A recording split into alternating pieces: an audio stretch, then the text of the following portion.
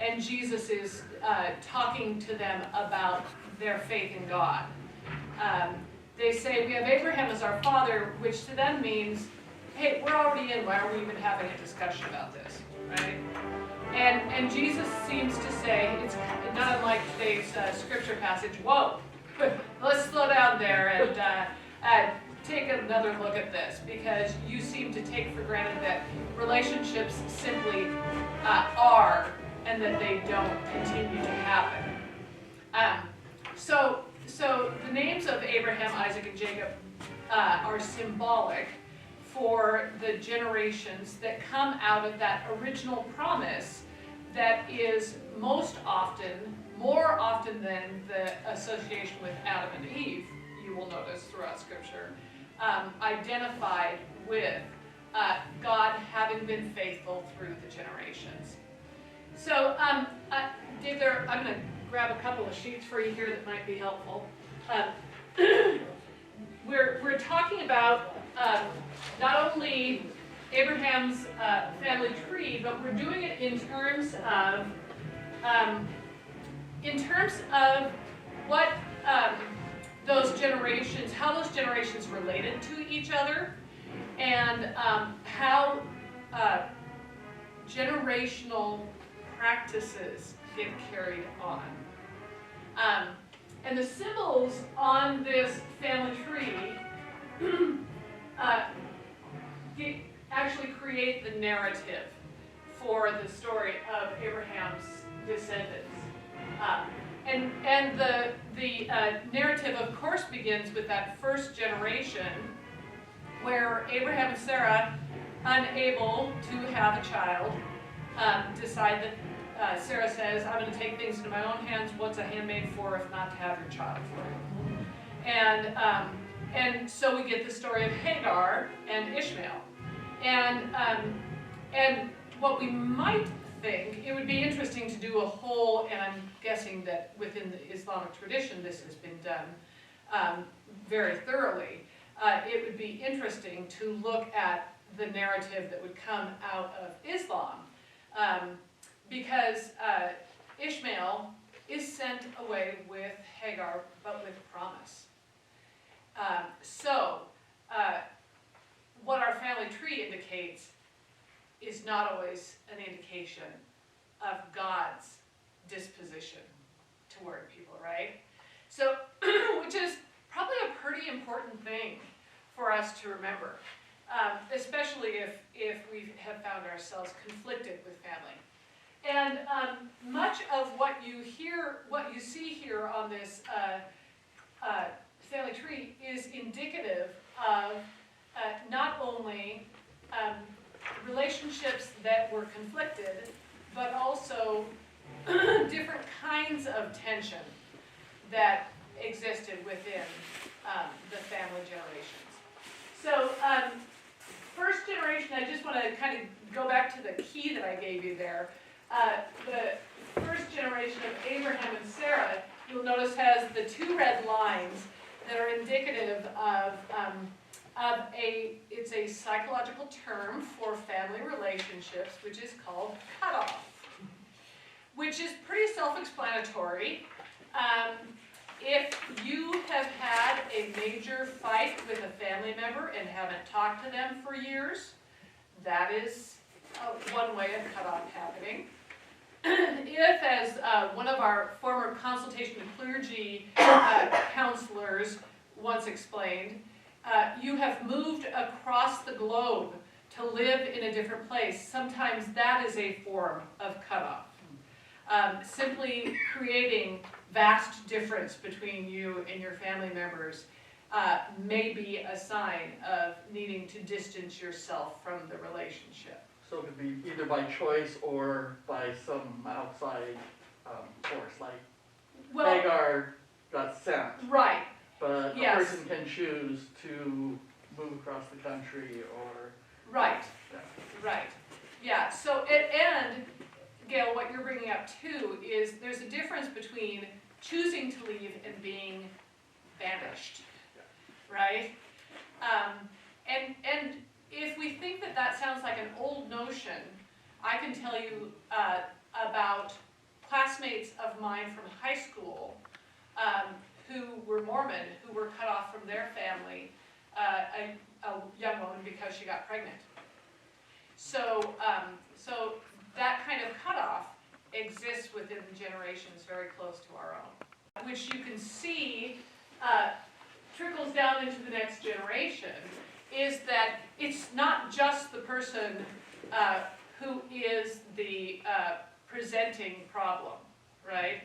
Sarah targets Hagar as the problem because she's responsible for Ishmael, and Sarah does not want any confusion about who is the promised child.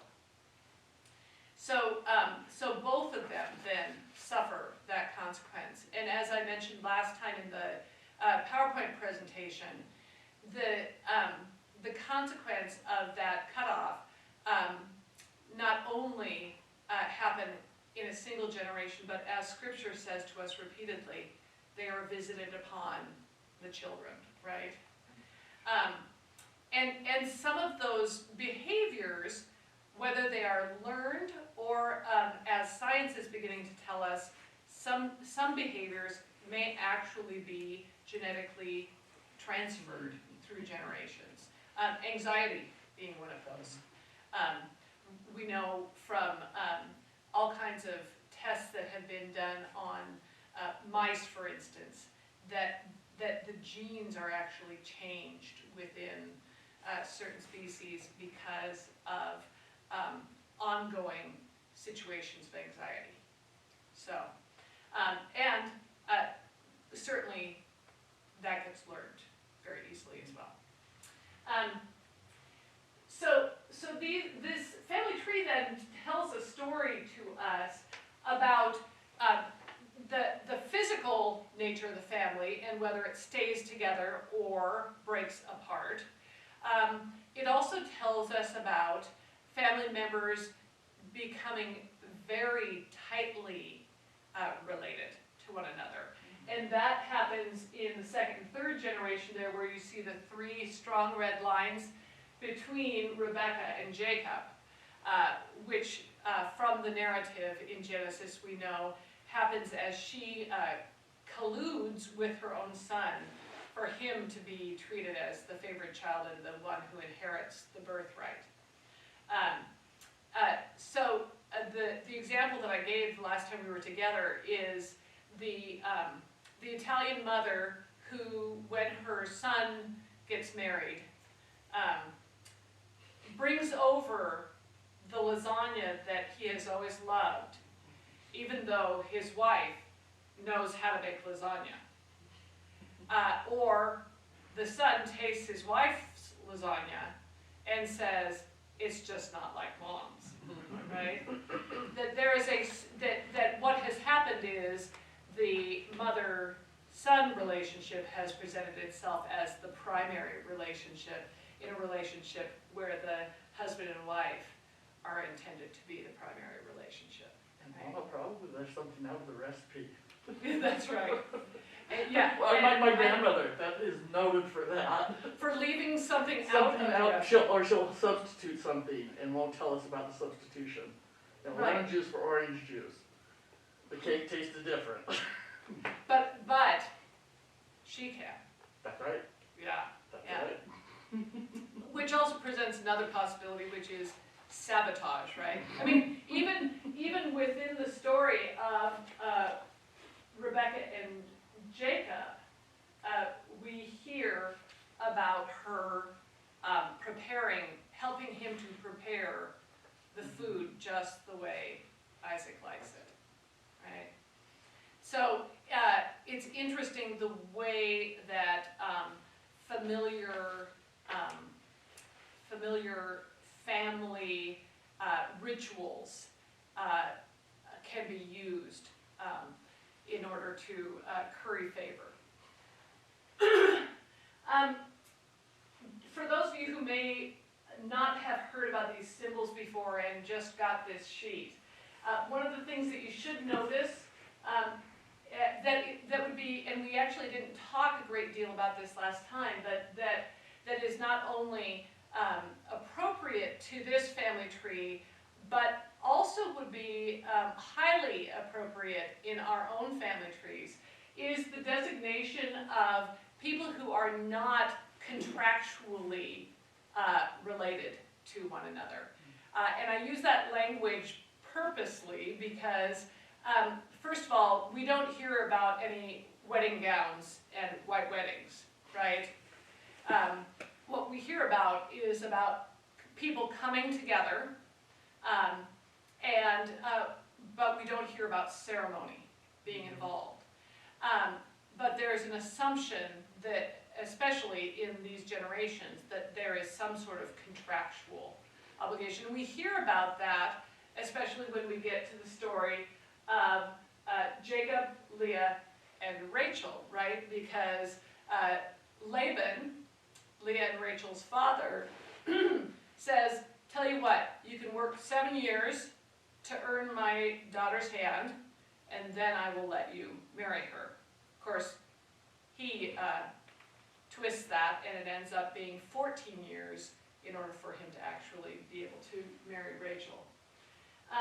But the boxes, which are the squares that are men and the circles that are women, notice that the women sometimes have dashed circles around them, and that is an indication of a non-contractual relationship. In this generation, it was women who were known as servants, handmaids, and often their responsibility could include such things not only of homemaking, but also perhaps nursing children. But in 2 of these generations, at least, it is birthing some of the children of the men of these generations. How might we anticipate seeing these dashed circles and squares in our own time? Slaves. Okay. So, in the past it would have been slavery, and there are people who are, like, we have au pairs, there are people who are trafficked, who have relationships to families where they are dependent on them in order to survive, and often trapped within those circumstances because of their lack of resources, whether that be identification or money. How else might those sort of transitory relationships exist? And a surrogate. A surrogate? Okay, so we have surrogate motherhood, right? Couples that are living together. Couples that are living together. That is particularly what I was thinking about. I mean, you could also put, like, sperm donors in there, right? We've heard too many stories about unwittingly finding out that a sperm donor was contributing to many families. So there are all kinds of relationships that happen along the way that are sometimes intentional, other times unwitting, right? How else might we look at these circles and squares?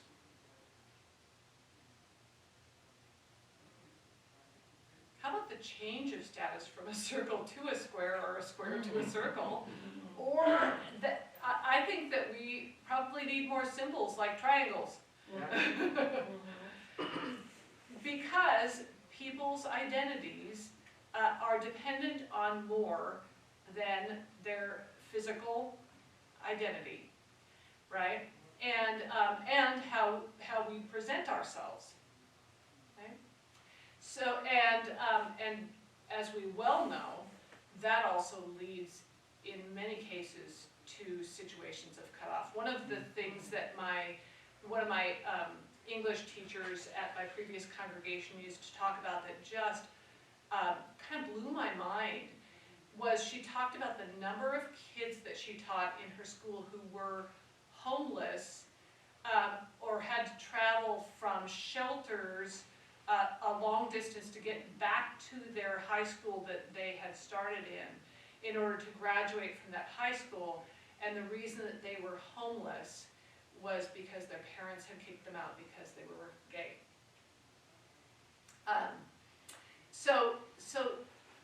This is the kind of impact that family relationships have on generations and identity, and that influence the next generations, right? Or even the people that married the wrong race, so their family's upset, so they don't acknowledge.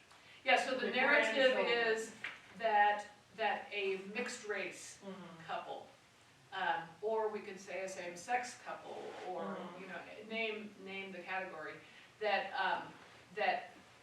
is unacceptable, and therefore those people are cut off from the family, which also then can result in economic hardship, right? I mean, one of the things that we know helps to perpetuate wealth is stability within family systems, right? Now that stability, ironically, can just be wealth itself, right? And not happy relationships.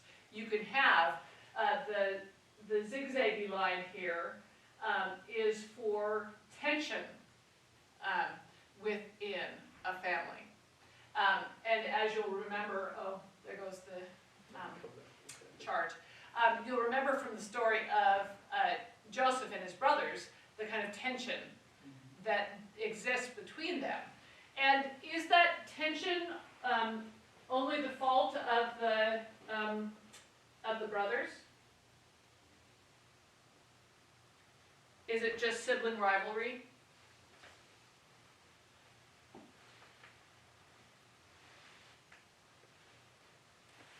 So when the brothers fail to get along with each other, where does that tension originate?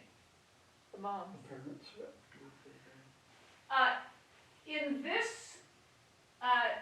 In this particular generation, it starts with Jacob, right? And you can point to the mothers, but the fact of the matter is, we hear from the scripture passage that Jacob loved Rachel the most. And so when she gave birth to Joseph, he was overwhelmed with affection not only for her, but for her child. How does that play out? How does that focused attention on Joseph play out in Joseph's relationship with his dad?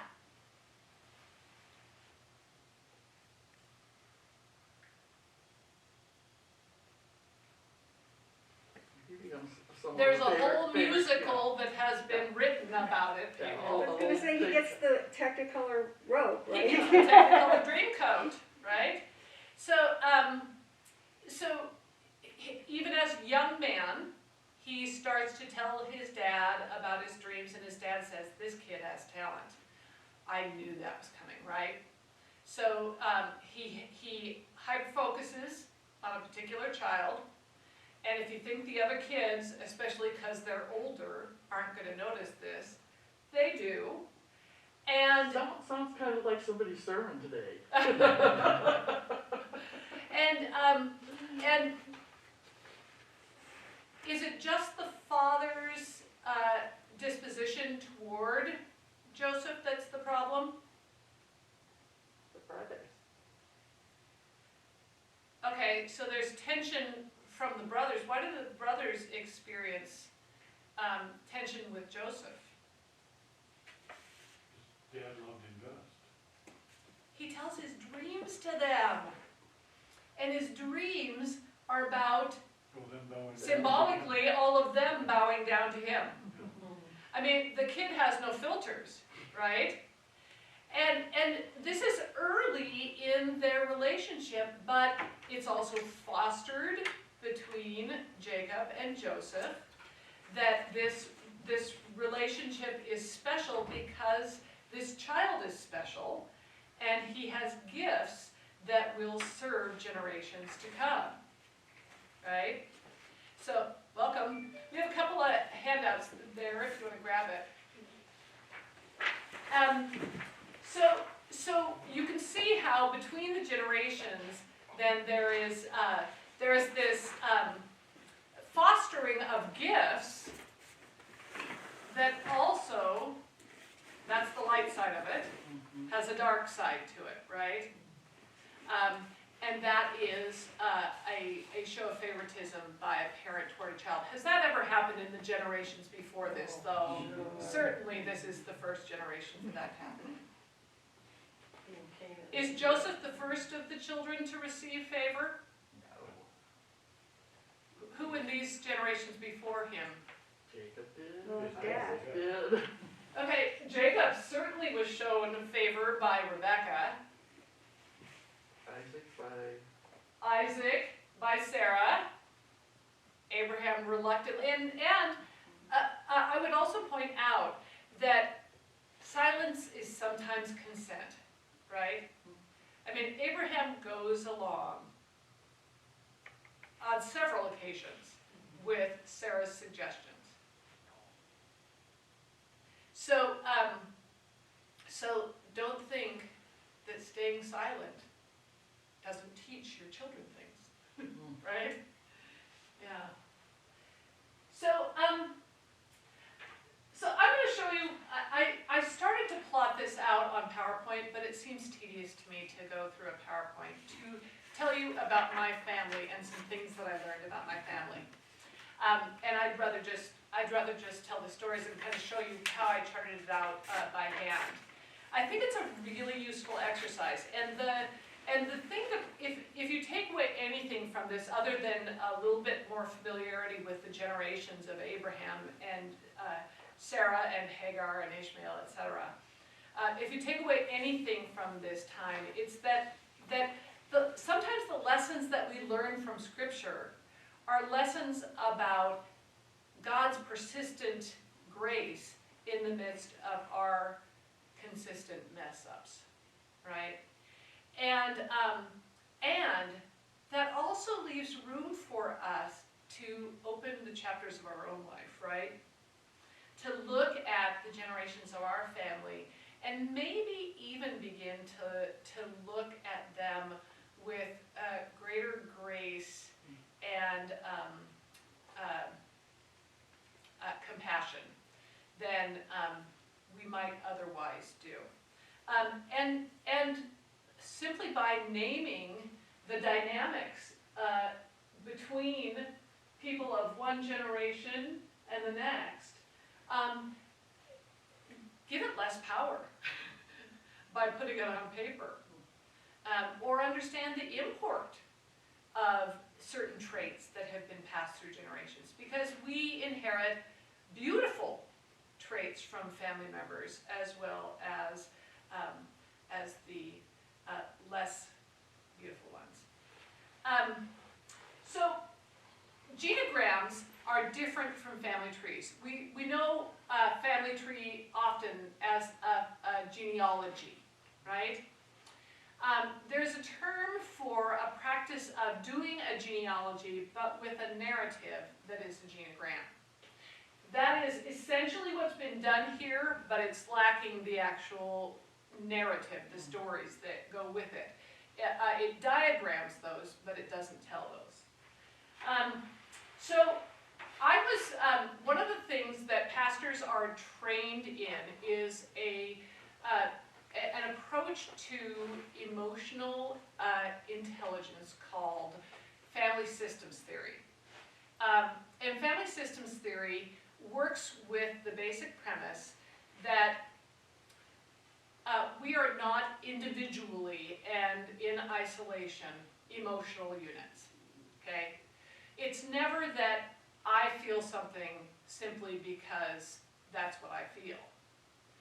It's much more often that I am feeling those feelings And if two different people said the exact same thing to me in the exact same tone, but one of them was somebody that I had a conflicted relationship with, I would be inclined to receive that information completely differently.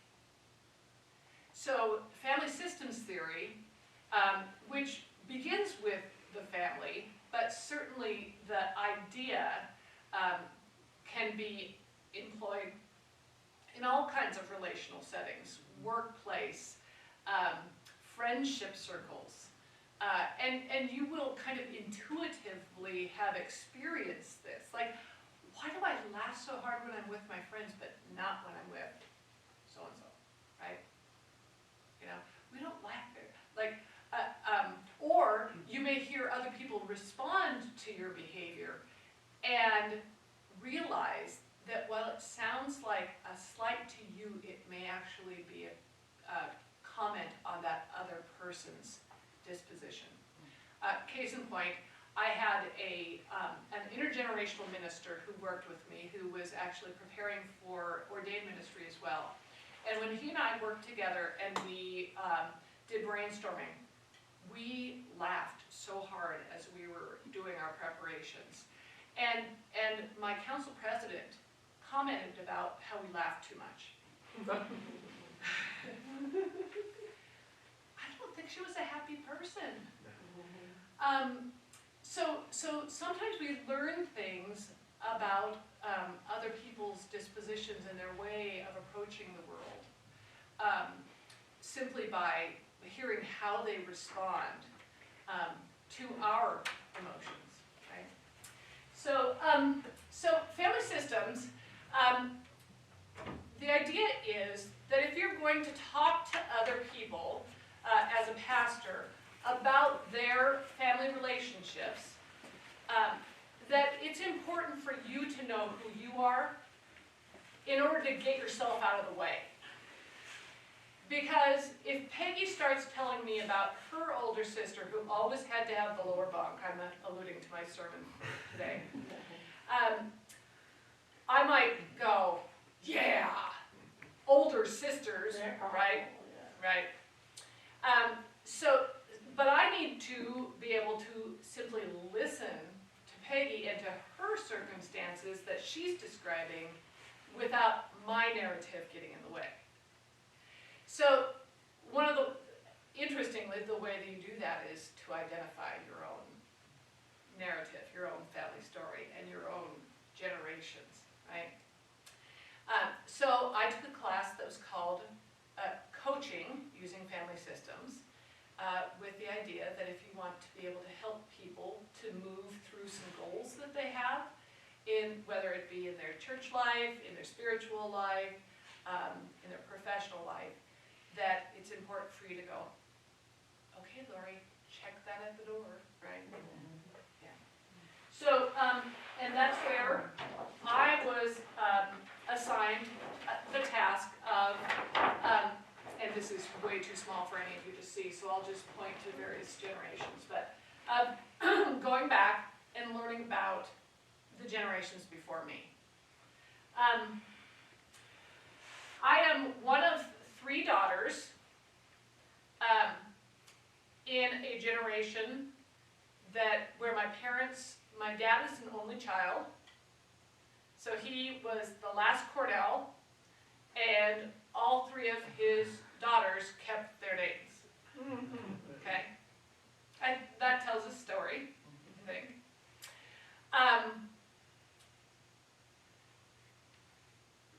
3 girls in a household with female cats, a wife, and a father who was not the primary disciplinarian.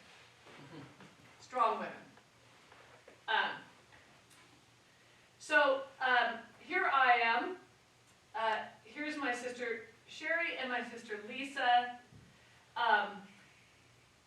Of course, you add to this generation as there are marriages. I haven't updated this, and this is where it's kind of icky to do your family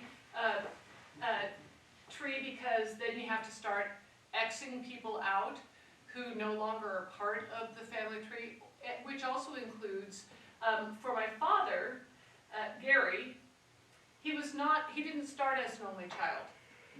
He had a younger brother who was 9 years his junior.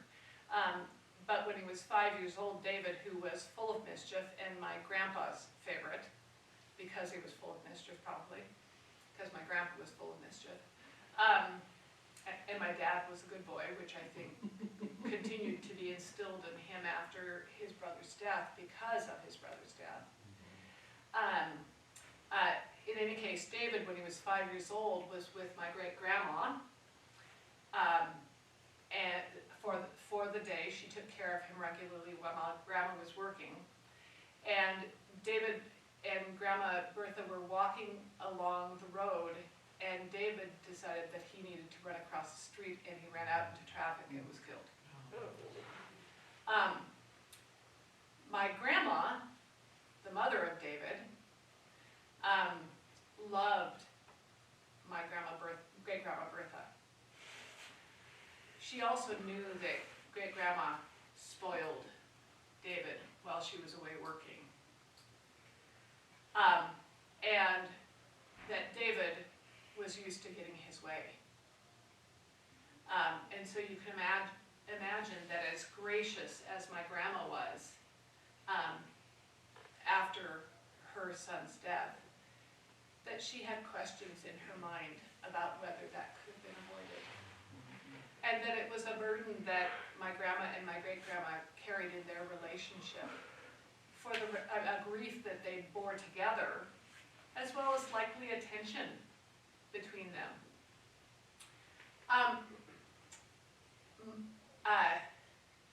My grandma still talked about David, and actually started to talk about David more in her 70s when my grandpa was dying of cancer. Grief is a really important time to listen to people's other griefs that they carry with them. My grandpa was, his name is, let me see if I can find him here, Chester. He went by Chess. Was one of 3 kids. The story that I learned about him in his upbringing that I found to be particularly interesting, that told me something about a narrative that gets passed through generations, is that my grandpa worked in a steel foundry. My grandma and grandpa moved out from North Dakota to Washington and lived in a one-room cabin that had a hole in the wall where a bullet had been shot through. In their first days moving out, but they had moved out because it was during the war and my grandpa could get a good job at the steel foundry. And my great-grandparents moved out too, and that meant that my great-grandpa, whose name was Samuel, and my grandpa worked at the same steel foundry. At the end of the month, or when payday came, my grandpa, very intentionally, always walked home with Grandpa Sam, because there was a bar on the way home, and my grandpa knew that my great-grandpa had a drinking problem, and that he might spend the paycheck before Grandma Bertha ever got it into her hands. So this is a story about generations before my dad taking care of their mothers. The men in one generation taking care of the mothers in the generation above them. My dad spoke to my grandma daily until the day she died. And he was so faithful to her. And I think maybe it's interesting because my grandma was one of those people who seldom had a harsh word about anybody unless she wanted to protect you from somebody's bad behavior. She would tell you, you know, this is a reason that I don't want you to spend time with that person. But my grandma, who seldom spoke a harsh word, including about my grandpa, who had some idiosyncrasies, just a few. My dad had a harder time saying as many nice things about his dad, and that always surprised me because my grandparents were so completely lovable. But my dad felt like he could never live up to his dad's expectations, and was inclined, because of my grandma and grandpa's loss of David, to compensate by being the best kid he could be, which meant that the better behaved he was, the farther away from being like David, his deceased brother, he was. And so there's that narrative of favoritism plays out beyond the existence of the person who was favored. Right? On my grandma's side, my grandma Ina, her father was John, and my grandma tells stories about John reading to, she had 5 kids in her family, reading the Bible and Shakespeare to his kids. He loved reading and he wanted them to be literate too. And he was just a loving, sensitive dad. He also was caregiver for his mother, my grandma's grandma, whose name was Amelia. And Amelia, and this is my favorite family story, it's just so juicy. My grandma Amelia, great-grandma, was married and widowed 3 times. The 3rd time she was widowed, her husband performed card tricks on the small stages of the town that they lived in. And sleight of hand tricks, if you want to gain your audience and keep them, involve engaging the audience. And so he was doing a card trick and used one of the audience members. And when he finished the trick, the guy felt like he had been made a fool. And he pulled a gun out and shot him dead, leaving Amelia widowed for the 3rd time. So there is this history. So what year would that be?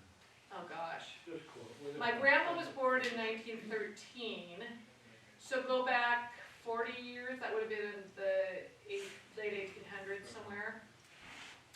You know, think about... It was more common to do Yes, those kinds of vigilante. Yeah. Vigilantes Not that it was carrying guns. acceptable, but it Yeah, was- it right. did happen, yeah. Right. If any of you have seen, what's the Tom Hanks movie where he goes around telling, News of the reading the West? news? Yeah, news of the world. News of the world.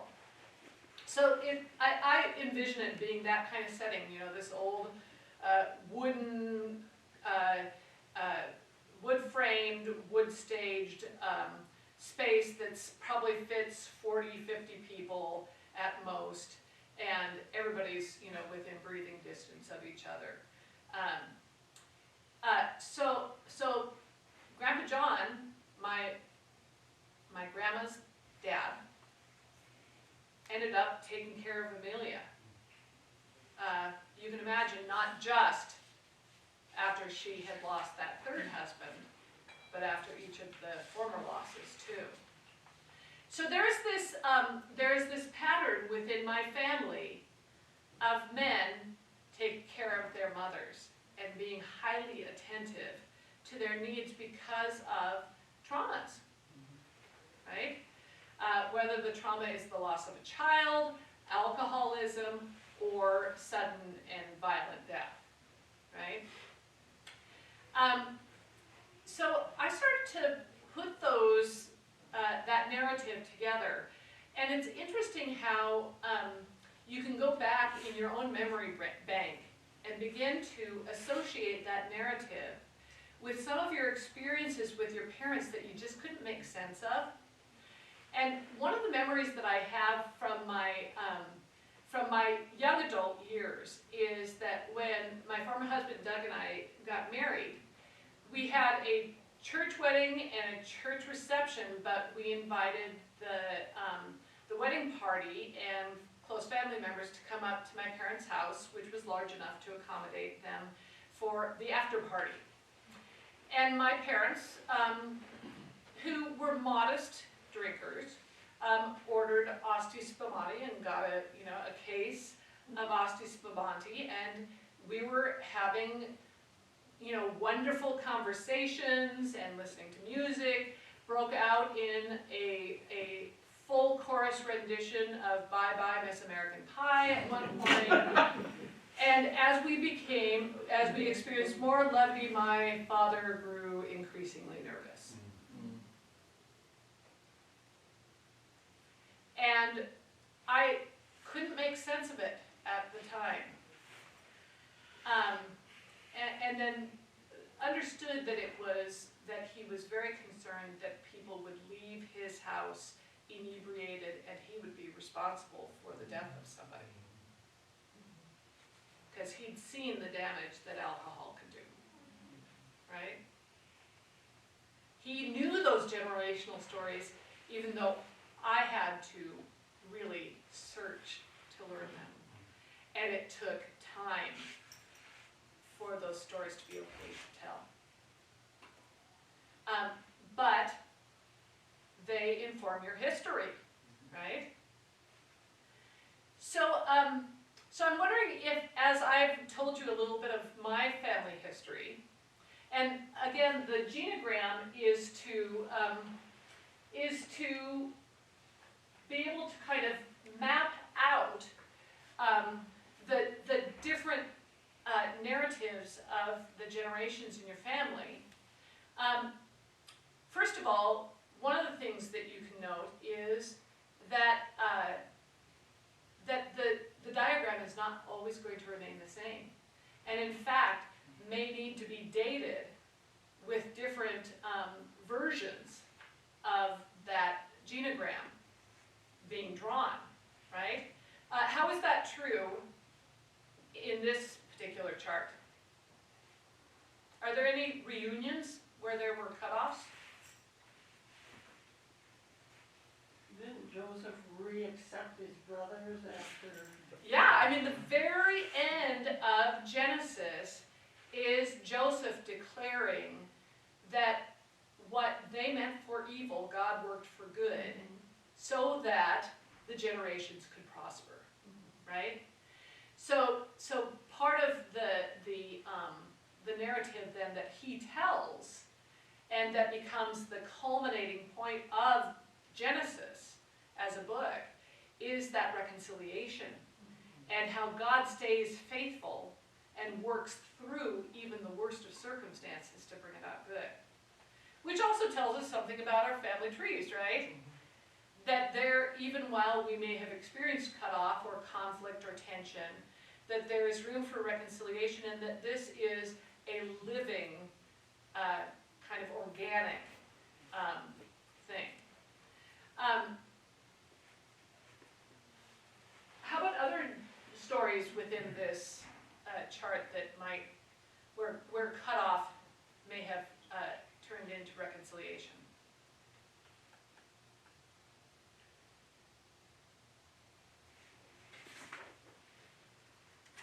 Genesis does such a thorough job of helping us be inside the minds, or at least the actions, if not the minds, of the major players in the narrative, and one of those places is when Jacob is leaving the land that he has raised his family in for the first several years of their lives, and is returning into a land that is now possessed by his brother Esau. And I don't think, we don't hear the anxiety around that in relationship to the story of Jacob wrestling this shadowy figure at the Jabbok. But I think that there is something to our wrestling with God when we wrestle with family. Well, And Genesis never says that like Jacob is like anxious about meeting his brother, but there are all these steps that he takes that make it very, very clear. Like he divides up his family into different groups. He sends presents ahead to appease his brother. He does all these different things to make it very, very clear he is deeply afraid for his life. And in the middle of that is this moment where he wrestles with God. right. And so it's kind of like it's the encounter with the divine in the midst of the ordinary and family relationship. Well, and it's the theophany, it's the encounter with God that is the watershed Yeah. point, right? Indeed. That really turns the narrative. The part of the story, and I don't want to give up too much because you're going to get a lot of this in Lent, is that as Edwin was saying, Jacob, interestingly, pushes all of his enormous family out ahead of him, so that the first people that Esau will encounter are all of the people who are dependent on Jacob in order to have a livelihood, right? In order to have life. Well, it always feels like, I'm not even sure I can put reconciliation to it. It's the relationship remaining very tenuous. Right. Because they were both scheming at each other. Well, yeah, we'll talk more about that in Lent, but I think it is it's an amazing kind of welcoming home of the prodigal kind of story too, at a certain point. Okay, so let's talk about you for a few minutes. Any enlightenments for you as you're thinking about generations and maybe how some of these symbols represent relationships in your families? Our family has been taken as almost just smile and let it be, because there is so much chaos. I've been doing genealogy, and Don's grandfather came from Ireland, right, as a young man. And there's no discussion at all of the parents. This child at 9 didn't come by himself. So I finally found connections of the child and siblings and what their jobs had been, and there were bunches of them, and we always thought since the grandfather had been a lawyer, he must have had a well-to-do family to be able to get there.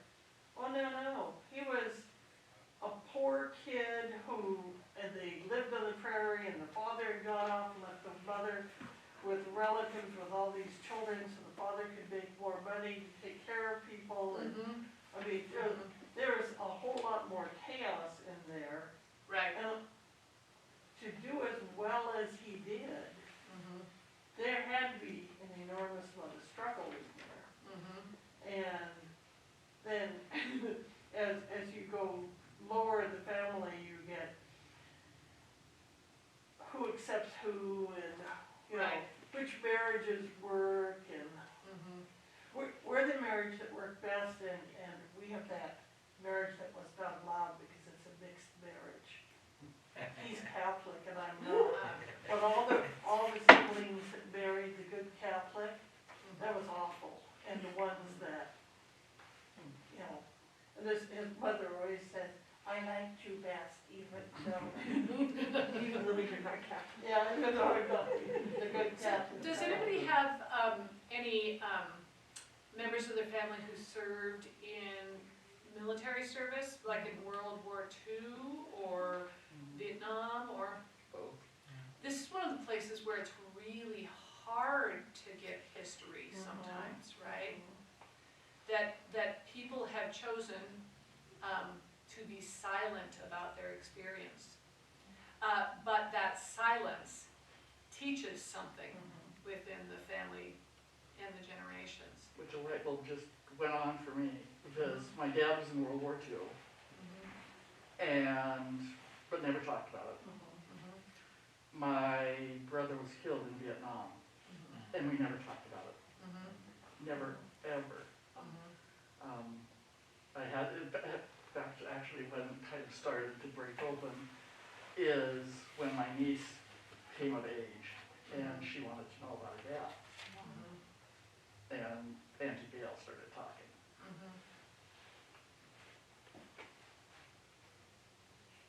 We had something, or Steve, my husband, had something similar. He lost his dad when he was 6 in a climbing accident, and they never found his body. And to protect him and his brother, nobody talked about it. And until I came along, and I thought they had always talked about it, but the grandparents brought out all the newspaper clippings and were talking about it and stuff like that, and it was the first time. And his mom told me about it and stuff, and it takes another person who, coming in, I think sometimes, to talk about it. Yeah. Yeah. Yeah, 'cause we found out that both his mother-in-law and my dad both had these boxes of the Right. clippings and that sort of thing. You know, so all the information's there, but we just don't talk about it. We Right. don't talk about those things. Right. Yeah, they were doing it to, Steve's protect. mom feels so guilty that they didn't talk about it and stuff like that. And I said, you were doing the best you could do Yeah. at the time. Yeah. You know, there's no right way of doing this. Right. Well, and that's where exploring the generational relationships and maybe patterns that have existed between generations really requires a certain generosity and curiosity. And the curiosity is to ask questions and not make assumptions about what silence means, right? Is silence withholding or is it protection? You know, our primary instinct as human beings, before we kick into our frontal cortex, is to defend and protect. And so, so that may be part of the narrative, and as enlightened as a younger generation may feel about talking about emotions, what they may not realize is that the tools for that have not existed for very long. And it was very much, at least in my part, you know, I don't know, my brothers may have connected and talked more, but it was protection of me as the only girl, as the baby. I was 15 when my brother was killed, and the pastor was going to come out to the house. Well, I was sent away with my aunt to do some grocery shopping, Oh, interesting. and got back just as the pastor was leaving. And, you know, never quite figured that out for a number of years. That, oh, I was intentionally being sent away. Right. And there could be an inclination to say, why would you do that to me, right? Why would Yeah. you leave me out? And what they're actually trying to do is to protect. Exactly.